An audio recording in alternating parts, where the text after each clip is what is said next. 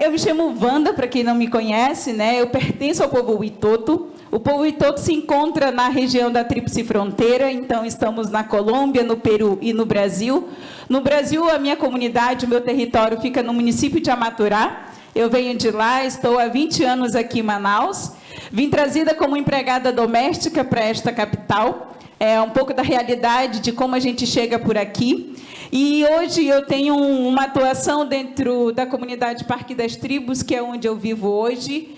É o primeiro bairro indígena dentro da capital de Manaus que é reconhecida. E lá vivem 700 famílias indígenas, né, de 30 etnias. Dentro do nosso território, são faladas 14 línguas, e que é uma diversidade linguística muito importante e cultural. Eu também sou conselheira atual da cadeira de Cultura Indígena na Secretaria de Cultura aqui do Estado do Amazonas, né? Mas eu desempenho hoje um papel muito importante como uma ativista climática, dentro dessa perspectiva, né, de trazer a realidade vivenciada pelas populações indígenas na Amazônia e no Brasil também. Então, sou palestrante climática a nível internacional também, e que tem tido a oportunidade, né, de apresentar os impactos vivenciados por essas populações nessas regiões. E também, né, eu sou uma liderança política no estado do Amazonas. Eu fui a primeira mulher indígena, né, candidata a deputada federal em 2022. Aqui, eu quero falar desse território que eu venho para a gente pensar essa economia entre os povos indígenas, né? A gente, quando pensa em economia indígena, a gente volta muito para o artesanato. Então, eu quero falar desse território que eu venho, que é o Parque das Tribos, como essa potência da economia dos povos indígenas. Como eu falei inicialmente, esse é o primeiro bairro indígena de Manaus. Não sei se vocês conhecem essa realidade, mas em Manaus existem 56 comunidades dentro de Manaus e em torno. Nós somos 71 mil de pessoas indígenas vivendo na capital de Manaus. Uma realidade desconhecida por muitas organizações e por moradores daqui. Esse território sofreu, esse ano, agora dia 19 de abril, vai completar 10 anos. E dentro desses 10 anos, esse território passou por mais de 15 pedidos de reintegração de posse, né?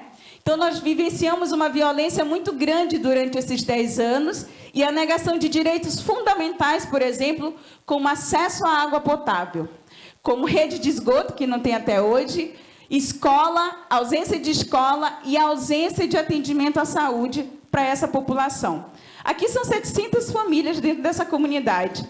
E pelo processo de reintegração de posse que sofremos em 2014, essa área foi extremamente degradada e esse território, desde 2016, a gente se organizou para reflorestar as nossas áreas, né, diante da degradação, com frutas típicas da nossa região. Mas o Parque das Tribos, a gente tem uma vegetação sendo apresentada por conta desse processo de a gente reflorestar os nossos quintais com árvores frutíferas, como ingá, cupuaçu, manga, abacate e outras frutas. Pode passar.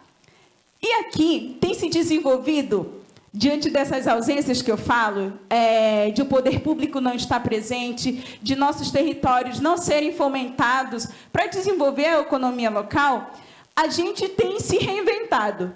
As comunidades, os territórios, as periferias, ela tem suas tecnologias sociais próprias, que dão conta de fazer esse enfrentamento de ausência a partir do seu lugar, a partir do seu conhecimento. Isso, para mim, é a coisa mais potente que as periferias e as comunidades têm, né? Porque, diante de ausência de tecnologias mais sofisticadas, a gente reinventa, a partir dos nossos conhecimentos ancestrais, um modo de sobreviver naquele local.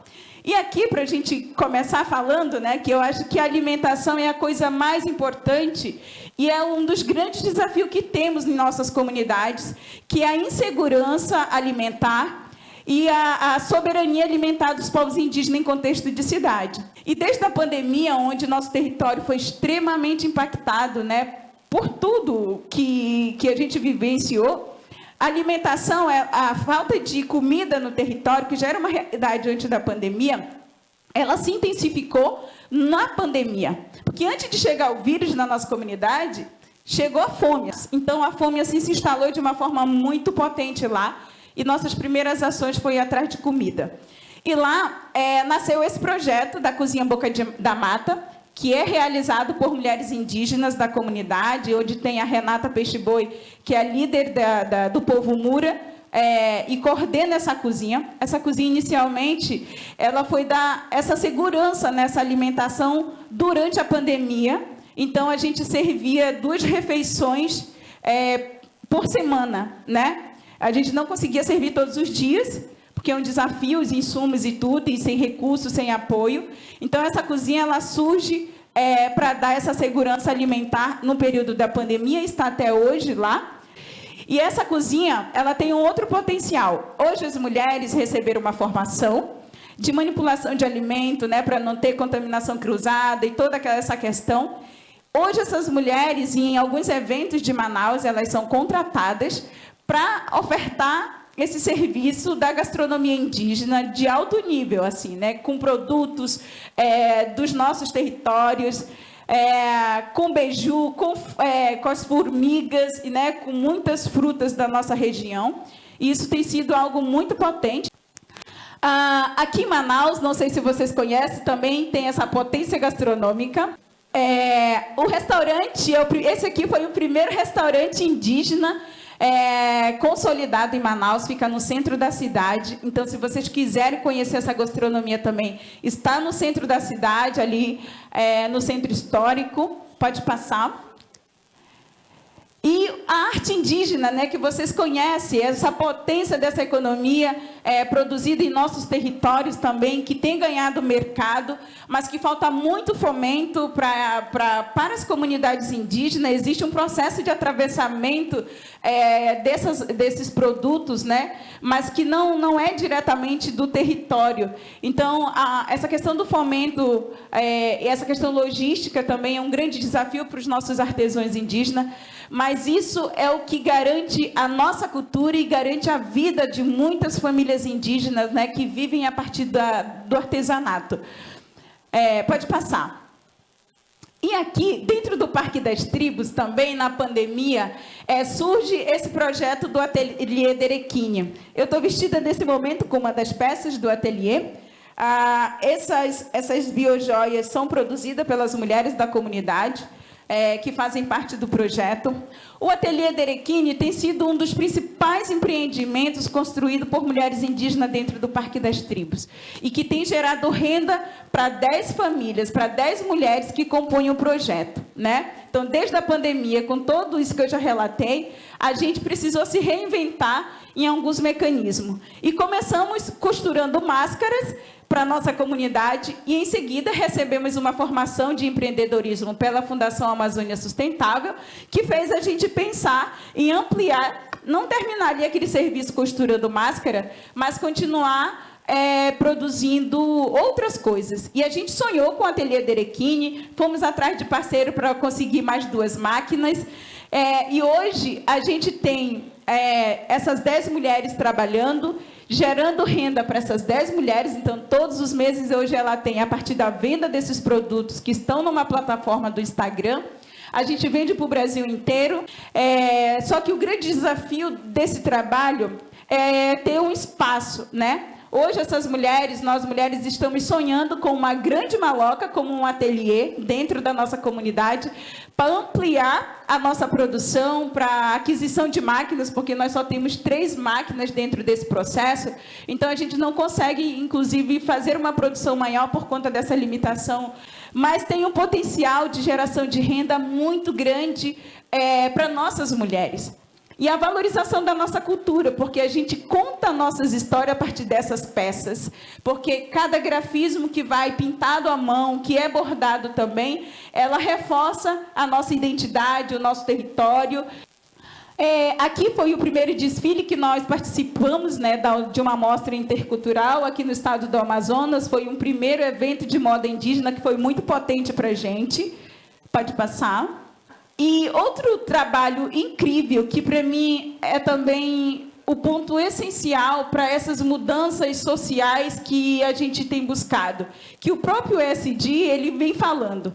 Quando a gente fala, né, da preocupação, o que é esse ESG? Eu acho que a gente tem que estudar muito sobre esse termo, porque a gente não pode continuar repetindo as nossas ações e nossas práticas que as nossas empresas têm feito. E só vim para aqui para frente falar muito superficial do que é isso. Se a gente tem um compromisso com a mudança, com a preservação da Amazônia, com a sustentabilidade do nosso negócio, a gente tem que estudar a fundo, entender a realidade onde nós estamos inserida, para que os impactos do que a gente está fazendo, ela seja para a sociedade, para a sua empresa, para os seus negócios, continuarem existindo. Porque quando a gente pensa nessa questão social, né, que eu ouvi muito aqui como um desafio, realmente existe um desafio quando se trata da sociedade. A sociedade ela é complexa, tem realidades diferentes, mas ela não pode ser vista como o problema, e sim como uma solução que vai fazer parte de um ecossistema. E existe um conceito muito importante que nós, que somos de organizações, precisamos adotar, que é o conceito de justiça climática. Esse conceito de justiça climática que é discutida hoje nesses encontros globais de mudanças climáticas, trata-se de humanização dos nossos processos, que é essa tentativa de equidade, é de olhar para o meio ambiente, é olhar para as pessoas, é olhar para todos os nossos processos com humanidade e colocar a sociedade. Eu convido vocês a pensarem como uma grande solução.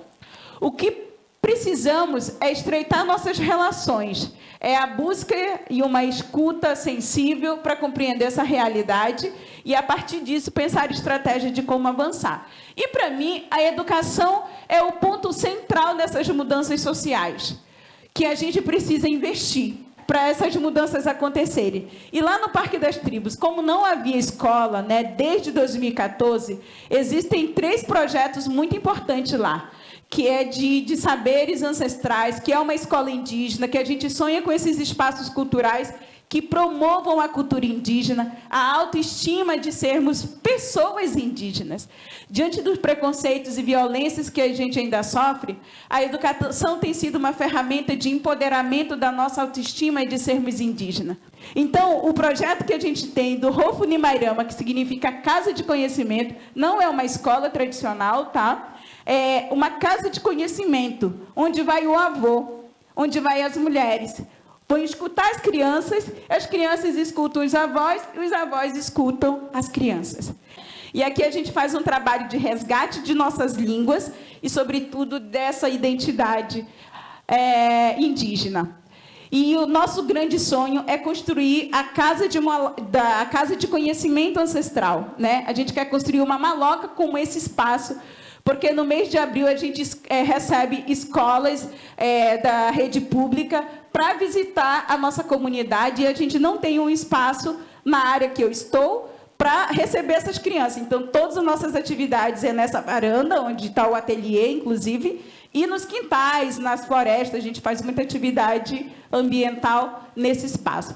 E a gente está lutando para que esse espaço seja reconhecido como um espaço de saberes, que a Prefeitura de Manaus, através da CEMED, já reconhece alguns espaços e contrata um professor. Como esse trabalho é voluntário, a gente não tem apoio de nada, e a gente precisa potenciar esse território como uma referência do nosso Estado, que é muito potente, que é muito rico. E a gente precisa que vocês, que têm essa estrutura, que têm o recurso, possam fazer chegar nos nossos territórios esse fomento, para que a gente consiga, de fato, ter essa autonomia e contribuir de forma muito significativa, porque já contribuímos com a geração de renda para o nosso Estado. A gente fomenta uma economia local dentro dos nossos territórios, e, principalmente, né, você dá dignidade para essa população.